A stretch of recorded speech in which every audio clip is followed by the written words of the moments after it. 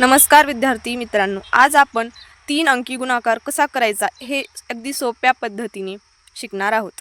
तर चला आपण सुरू करूया।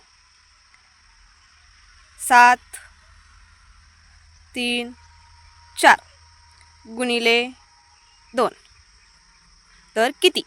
तर आता आपल्याला 2 चा पाडा 4 पर्यंत मोजायचा।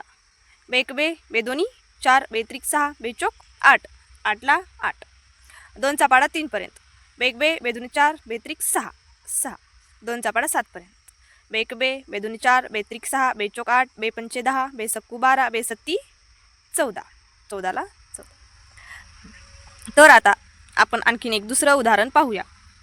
3 2 5 दुसरी संख्या इथे घेऊया आपण 3। ओके हां 3 चा पाडा 5 पर्यंत मोजायचा। 3 1 3 3 2 6 3 त्रिक 9 3 चौक 12 3 5 15 15 ला हे 5 इथे आणि हे 1 वरी। 3 1 3 3 2 6 आणि 1 7 3 चा पाडा 3 पर्यंत 3 1 3 3 2 6 3 त्रिक 9 तर आपलं हे उत्तर। तर आता एक तुम्हाला गणित देते, तुम्ही करून दाखवा आणि कमेंटमध्ये उत्तर नक्की सांगा। 4 5 3 गुणिले 4 तर किती? धन्यवाद।